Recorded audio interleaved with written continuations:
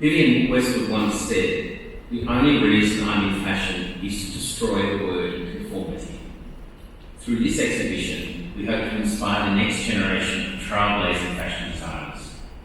Vivienne Westwood and Rei Kawakubo are two of the most exciting fashion designers of the 20th and 21st centuries. These two women challenged conventions of beauty, taste and gender through their designs and established a lasting legacy in fashion history that continues to inspire many today.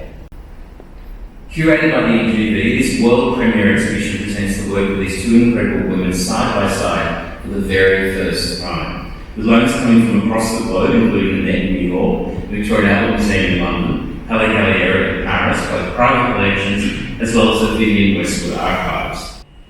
Born a year apart on opposite sides of the globe, Vivienne Westwood and Rei Kawakubo were two of the most visionary and influential fashion designers in recent history. Iconoclasts who challenge the rules of fashion, both built a powerful body of work anchored in the desire for independence and radical aesthetic change. Their work has contested limiting concepts of dress, gender, beauty ideals to change the way we think about what we wear. Both Westwood and Kawakubo's work is underwritten by their spirit of defiance of the status quo. We see how punk, first as an aesthetic, then as a concept, became a touchstone for both designers throughout their careers. Westwood, along with her partner Malcolm McLaren, was instrumental in shaping the punk aesthetic in London in the mid-1970s. And key examples of the exhibition include the pair's iconic muslin anarchy shirts, tight bondage trousers, and parachute jackets sold through the stores as sex and seditionaries, and worn by the likes of Sid Vicious and Susie Sue. Well, one of the wonderful things about these two designers is that there is also humour in their work. There's the idea of parody and exaggeration, and it shows you that fashion can be fun too. There's going to be some pretty challenging works in here for people.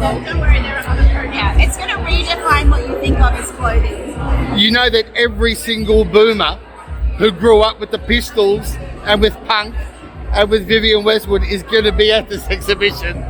Well, I welcome them all. I do have to say though, it is not a punk show. There is an introduction to punk, but then we move beyond that.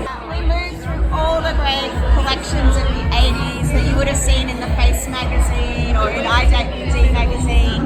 We move into Kawakubo's completely conceptual abstract forms which defy, I guess, the boundaries of what we know as clothing.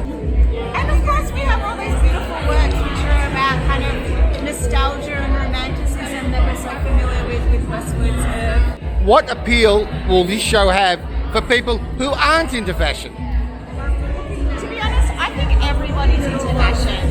The moment you put something on, you're saying something about yourself and your identity. And so if you can put yourself into that mindset and approach the show, preparing to have some of, I guess your own ideas about what fashion means challenged, and then I think you'll get something out of it.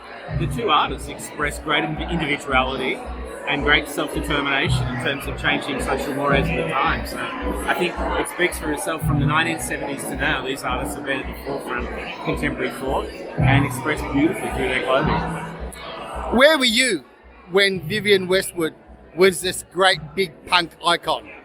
I was in the country looking at probably Sex Pistols albums and looking at how exciting and radical the world was becoming. I think we all were. And she was, with her cohort of creative friends, one of the most visionary of that generation that really pushed that forward. And then to then go on with her social activism after that as well. I think she's very much a Melbourne artist. I think Melburnians are going to love it. But I think the real discovery for many here will be Rei Kawakubo and just how equally radical she could be as well. What values from that period do you think have carried forward into this generation? I think the idea of self-expression, not always succumbing to conformity, being able to express yourself using fashion as a slogan to tell your message. I think there's a lot of important legacies to the past.